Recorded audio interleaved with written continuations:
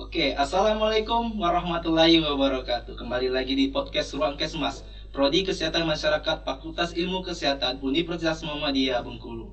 Nah, podcast kali ini saya lagi memandunya dengan narasumber yang berbeda. Kali ini dengan teknik pengambilan air biologi, teknik samplingnya ya. Ini ditemani oleh Abang Sakut Putra, jenis semester 7 ikuti magang di Yogyakarta. Gitu.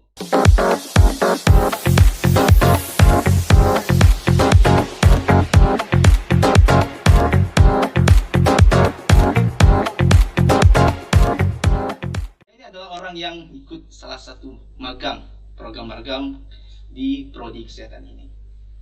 Sendirinya Bang Sekut, berapa hari Bang magangnya Bang? Kalau untuk estimasi waktunya kemarin itu pulang perginya jadi 10 hari. Cuma kalau untuk praktek magang sama labnya itu di 1 minggu. Oh gitu ya. Abang Sekut sendiri mendapatkan praktek secara langsung lapangan teknik sampling air biologi ya. Iya. Nah gimana tuh Bang langkah-langkah dan alat-alatnya apa yang dibutuhkan untuk praktikum itu Bang? Jadi kalau untuk pengambilan sampel air itu lokasinya kita di Blue Lagoon, dan waktu pengambilan air itu bahan atau alat yang digunakan itu cuman botol kaca yang sudah disterilkan dari pihak lab Kesmas Yogyakarta, sama satu lagi botol yang sudah dimodifikasi, yaitu yang ada talinya.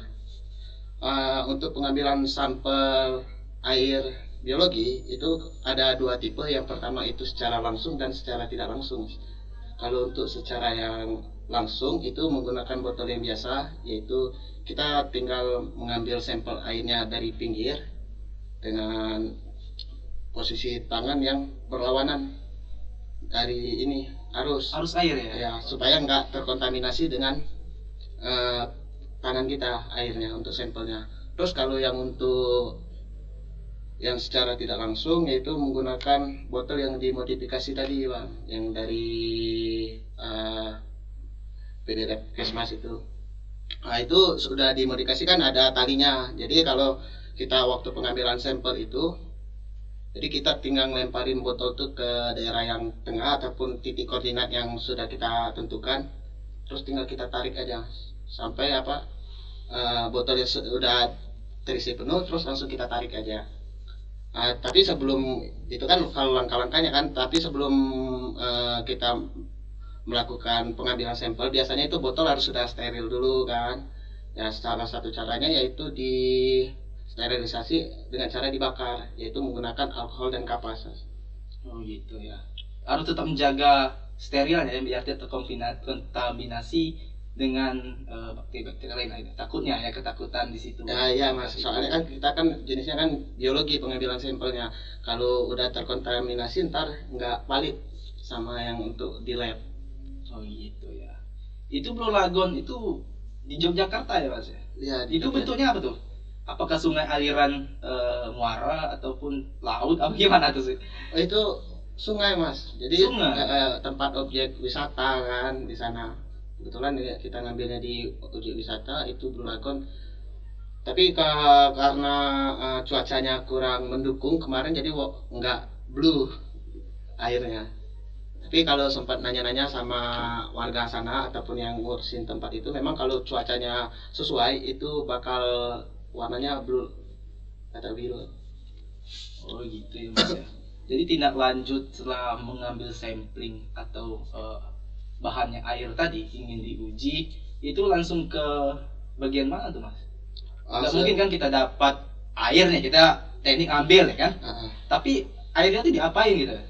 Kalau untuk lebih lanjutnya itu kita bawa ke lab Mas. Soalnya kan gitu kan, biologi kan lebih ke lab. Jadi kalau untuk pengambilannya cuman kayak gitu aja untuk syarat atau langkah-langkah pengambilannya Mas.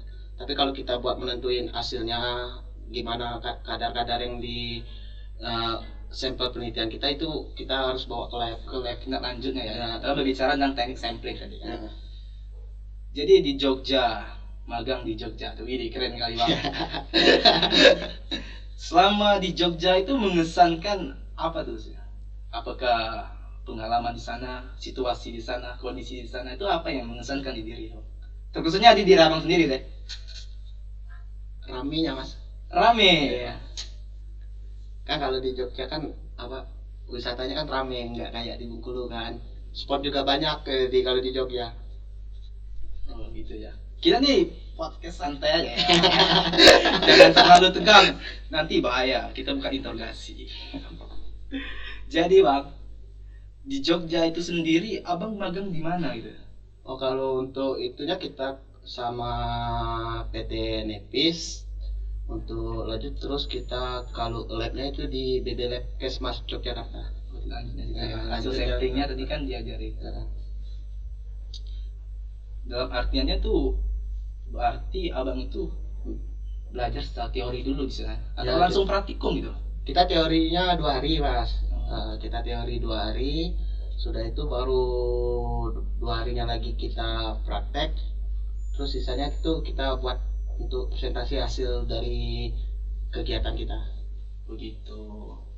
Kita balik lagi ke teknik sampling tadi ya. Di situ kan untuk menjaga steril kan.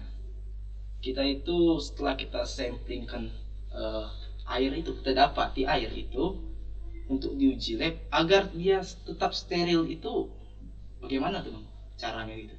Oh itu kita masukin ke dalam box mas. Itu setelah ini kan sampelnya udah kita ambil, kita steril, terus kita masukin di dalam box. Terus di dalam box itu kita tambahin ice. Lupa saya mas itu namanya kan, pokoknya untuk menjaga suhu, menjaga steril ya. suhunya kan mas. Ya, harus ada ini. Yang penting di wadahnya masih steril. Itu teknik sudah mendapat bahannya ya. Ya. Taruh di wadah, disimpan.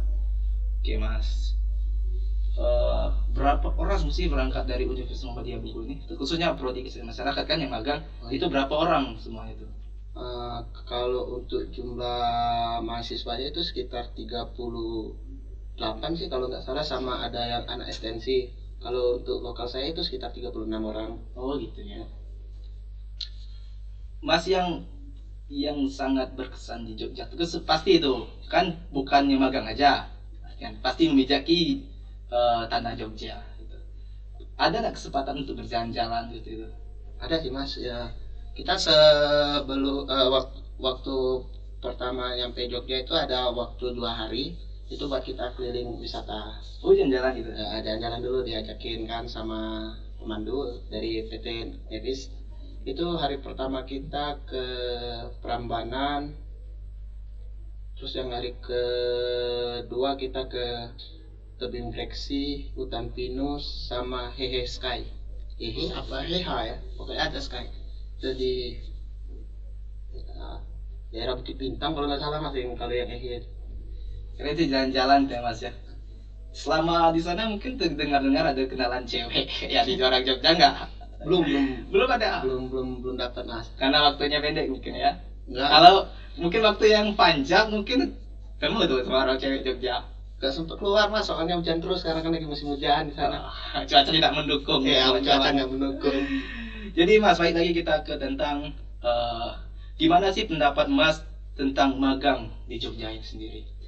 Kalau pendapat saya secara pribadi ya kak, sih enak, bagus kan, untuk apa kita juga banyak penambahan ilmu, terus kita juga banyak kenal alat-alat yang belum kita lihat kan, terutamanya di lab kita di Kesmas ini kan, sedangkan di sana kan udah lengkap kan, jadi kita tahu cara pemakaian alat, terus tuh cara pengujiannya gitu. Tuh ya. Kalau untuk terkhususnya di PT Nepisnya? Kalau dari PT Nepis sih udah bagus lah mas, udah mantap lah. Secara fasilitas mas, ini bicara untuk fasilitas ya, kan magang di sana pasti difasilitasi berupa apa sih untuk kita berlangsungan ikut praktikum itu gimana kalau menurut mas?